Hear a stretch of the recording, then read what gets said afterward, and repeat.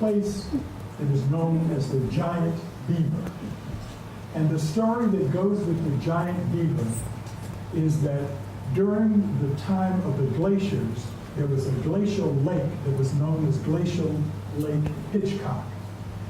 And that the Indians who lived there began to observe that the giant beaver was eating up all the fish in the glacial lake. And after he finished eating up all the fish, he began to come on shore and eat up the people.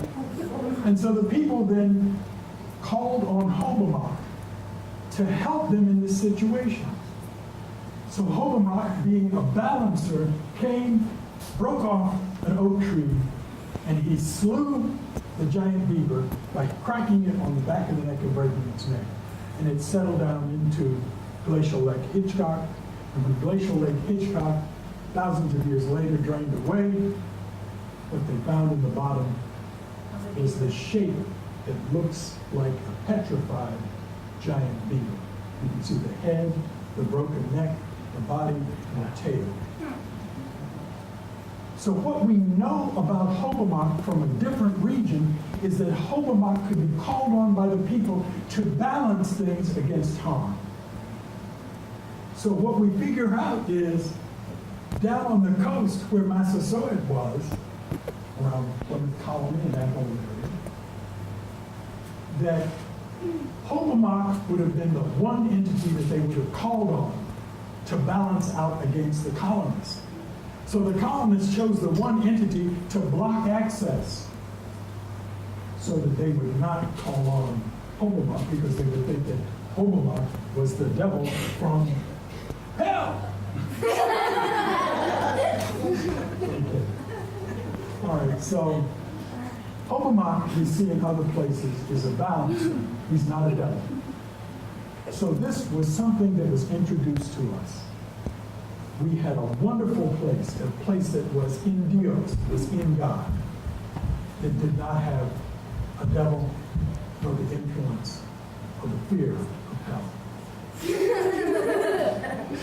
I'm glad that you all can laugh about it, because I'm still a little scary about hell. I haven't gotten enough of that cleansed out of me. Okay, so here we are, Hobomok, letting the landscape speak for itself. And I took that instruction, and as a result, the following happened. Next slide. Oh, nobody's involved, okay. We went to the United South and Eastern Tribes, and as a result, this was the resolution that we crafted. And there are two elements in here, well, probably three, that I need to share with you. What did I do with my... The other purpose of this. I was told that this could also be used as a dowsing rod by a dowser, that the ancients probably had their own tools, but it's also a great pointer. So, United South and Eastern Tribes was made up of, at that point, 24 federally recognized tribes. We were dealing with the issue of ceremonial stone landscapes in Acton, Carlisle, Concord, Lincoln, Littleton, Stowe, Boxborough, and Westford. And I'd been called there by a man whose name was Jick Davis. And in our office, John Brown and I used to laugh, because this guy would call every spring for 3 years and say, we need somebody to come up here and take a look at these stones that we have and let us know that they need to be protected. So I work for Mr. Benfield. Mr. Benfield wants to do forestry and get forest credits, but he doesn't want to mess up anything that might be Indian. Can you come up here? And we laughed. We'd never been called outside of Rhode Island. We'd been called very little in Rhode Island. But definitely had never gone into Massachusetts. And Jick is insisting. And so we started talking about, oh, it's the crazy guy again, this Jick Davis. You know, this crazy guy is calling us again.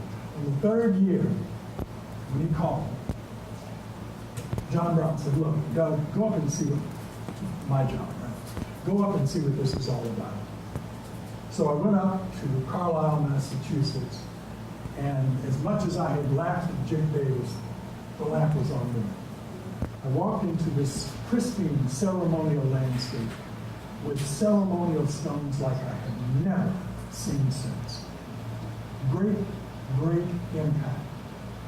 Brought me back thousands of years and then rushed me into what my job for the future would be.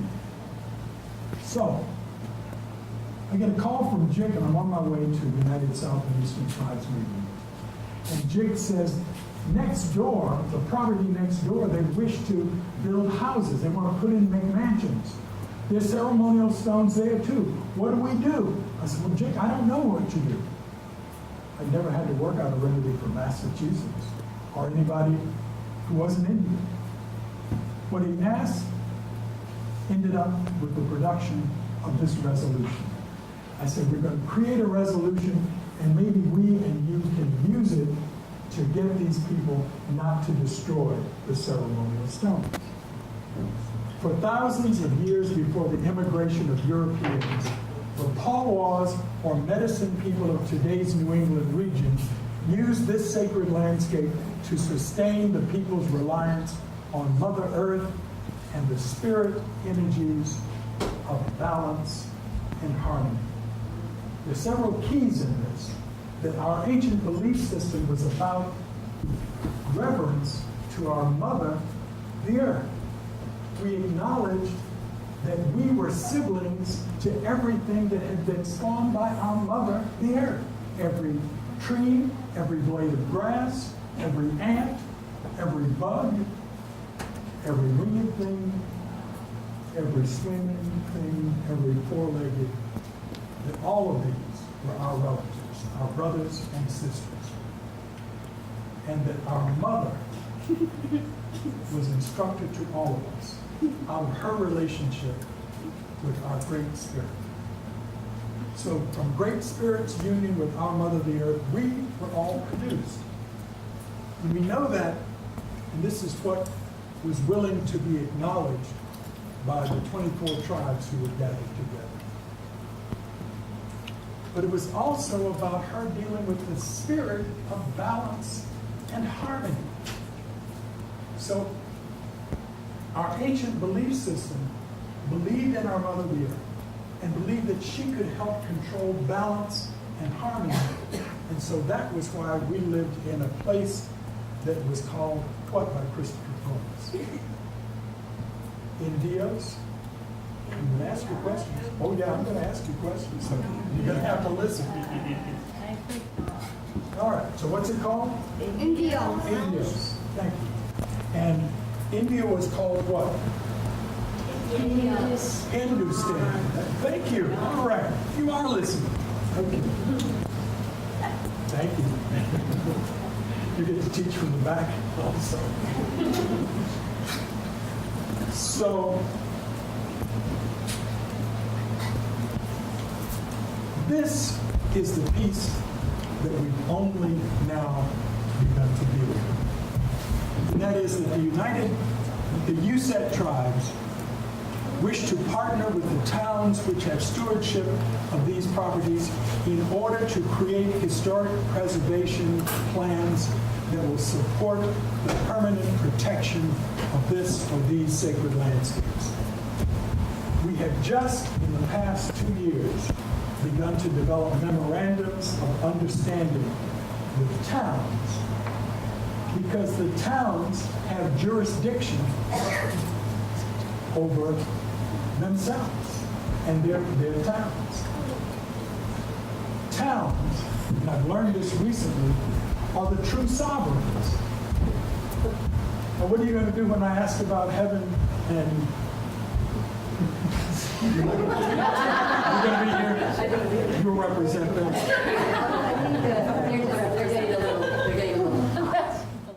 Okay.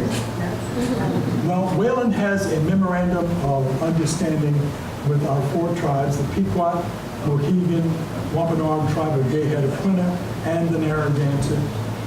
We signed an agreement with them that we would support them in the work that they wish to do with things tribal in their area, and that has been working out quite well. Yes, sir. From the list of town, all those towns are in eastern Massachusetts. There's none on the other side. When you mentioned Turner's Falls and Leverett, those, I'm from Greenfield. Oh, you are from Greenfield? I was born and raised in Greenfield. Oh, we got So stuff to what's talk about. anything outside of Connecticut, outside of 128? Well, the question you asked now leads me to my next point. Thank you. These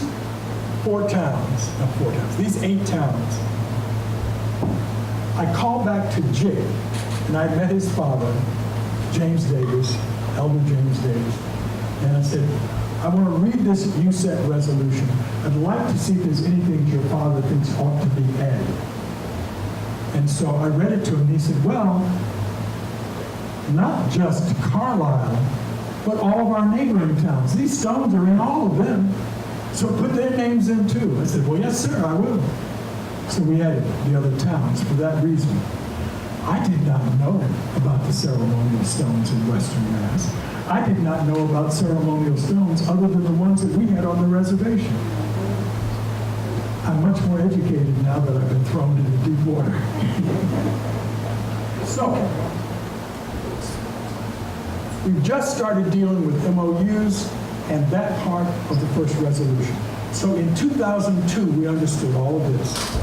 In 2002, the ancestors had already projected what we would be doing now.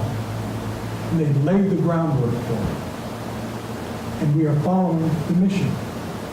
I had no idea what an MOU was, did not have an idea of what an MOU would do. And so my life has evolved around learning what my job had to be.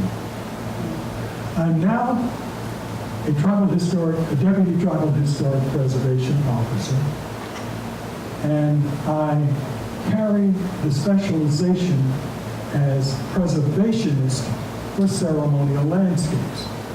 At one point, I argued with my boss, I got tossed out, and when we both decided that I needed to be coming back, he said, well, you need a new name. And so the new name that he and a few others thought of was preservationist for ceremonial landscape. Why did he do that? I've been causing him trouble ever since.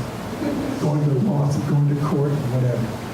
Okay, next slide. Any questions about this? Okay, next slide.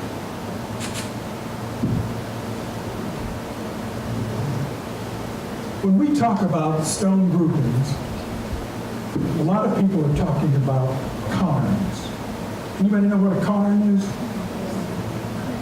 Well, if you are in Scotland or Ireland and you're calling stone groupings cairns, you're spot on. But if you're in Algonquin country or among the Anishinaabeg, we would expect you to learn Manatu Hasunash.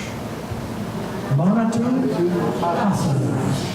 Hasunash. Manatu is the word for spirit, and Hasun is the word for stone, one of the words for stones, and Hasunash is many stones. So,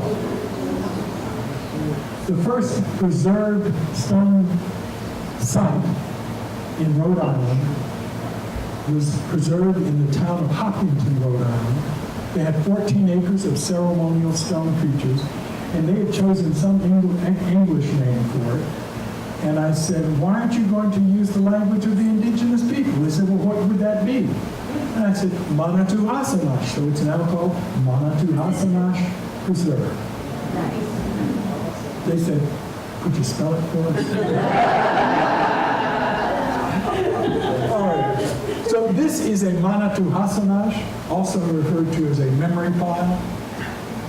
These are all stones. We presume, I wasn't there, so I don't actually know.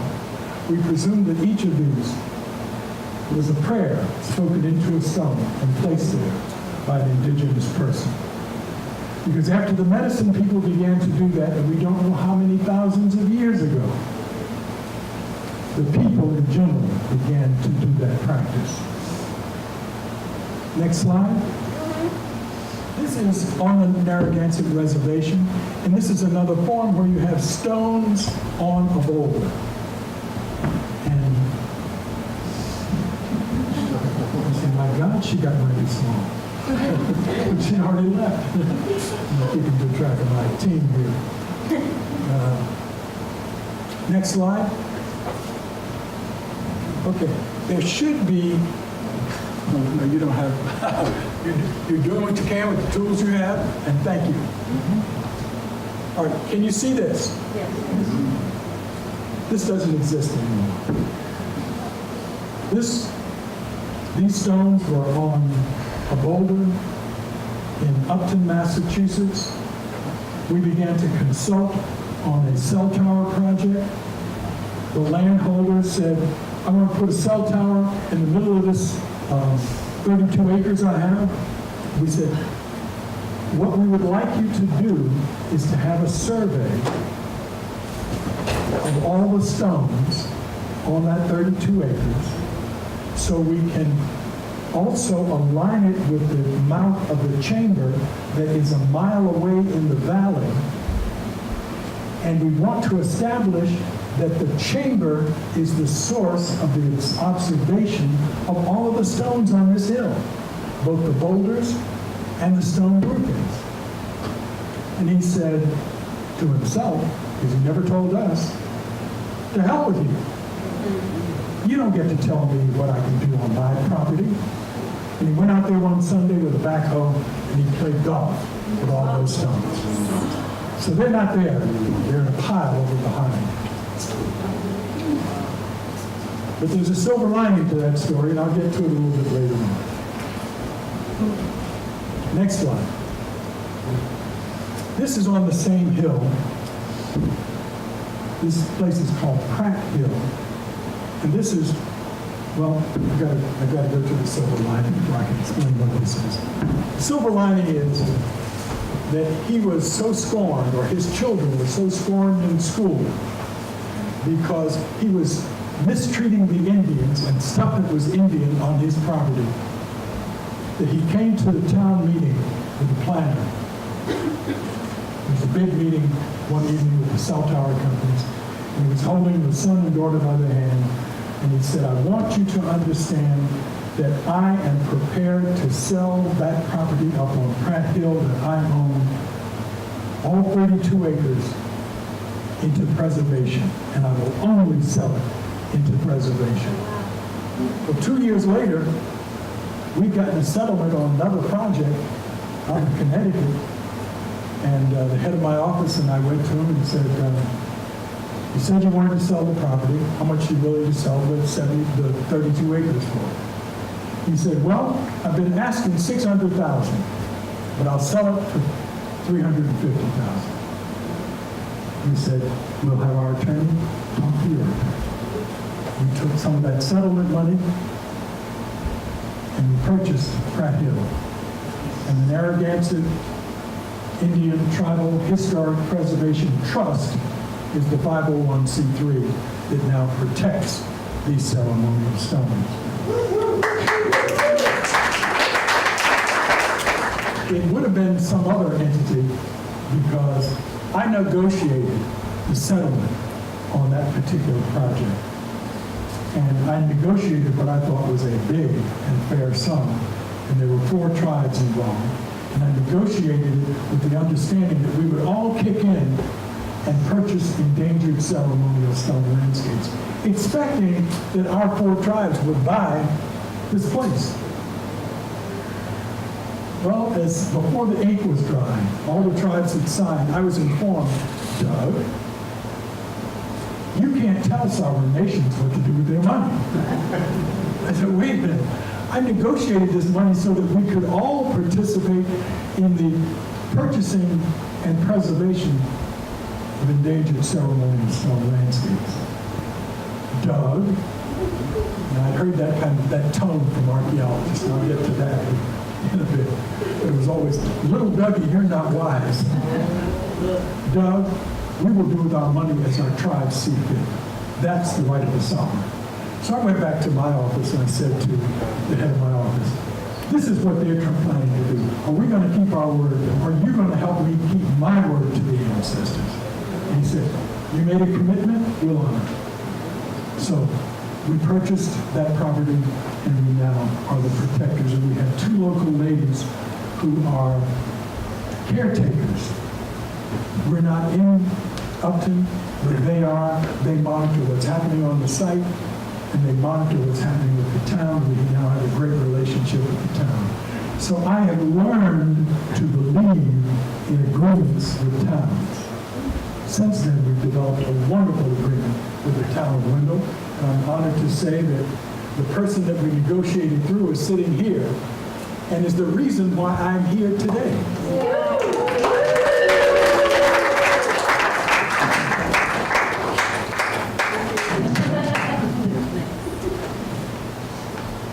Lisa, thank you.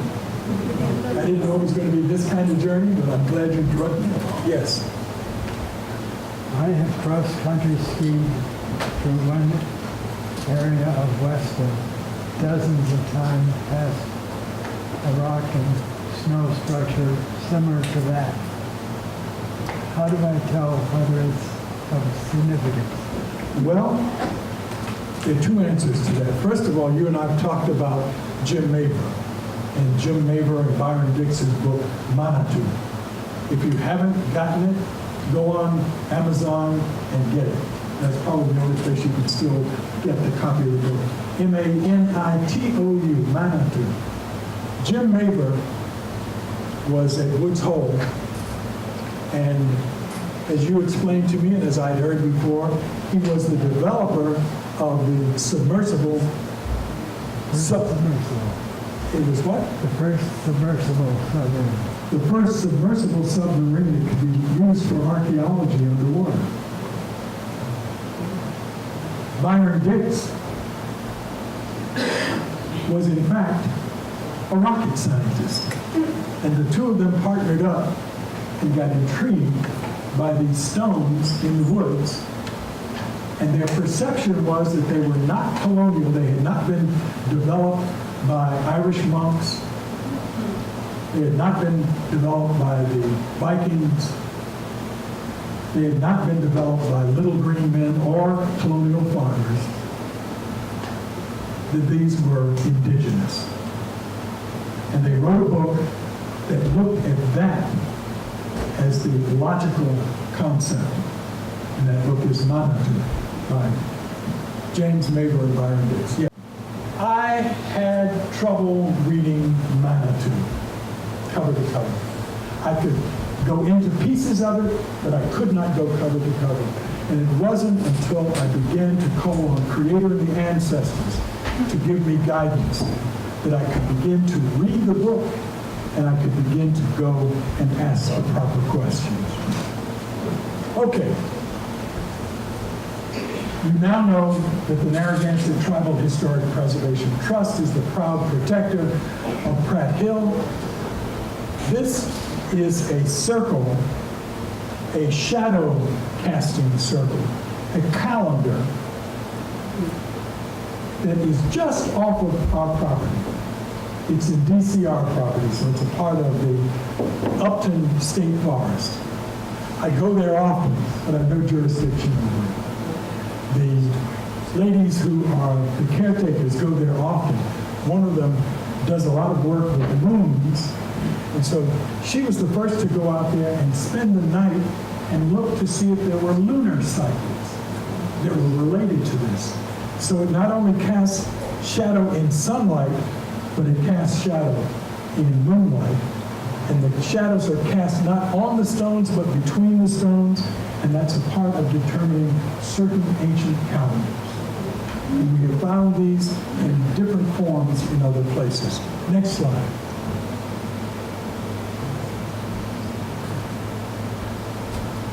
What is that? Turtle. Thank you. Most people don't want to believe it. They want to fish around. It's got to be something. Yeah, it's a turtle. It's what's obvious. Head, carapace, front paws, their rear paws, and there's even a tail. And the turtle will be seen in many manifestations, some not as well defined as this. But I was asked about people being able to sense. I think, whose question was that? Who's your question? Out in western Massachusetts on the gas line project, for which I am now going to court, we were identifying the ceremonial stones. We identified 73 of them in this section of right-of-way. I had the tribal representative from the Pequot tribe out there, the Tribal Historic Preservation Officer, and I could feel that I was in an important area. She walked up and she said, right here. Well, when somebody's that emphatic, I step back because they know something that I don't. She said, it's right here. She said, I don't know what it is, but it's right here. Well, she was not there the next day. She didn't stay over. And the young man and I who were looking began to remove the duck and the leaves. And what we came down on was the smallest turtle effigy I've ever seen. And I know it's a turtle because it had a shell shape. It looked like it was almost a rectangle, but it had rounded edges. And it had a head sticking up on one end. It had two of the elements that you need to be a turtle. So I knew I was seeing a turtle. And she had sensed it, and it was underneath a rock overhang that she was standing above. She was standing behind the rock, but she knew exactly where it was.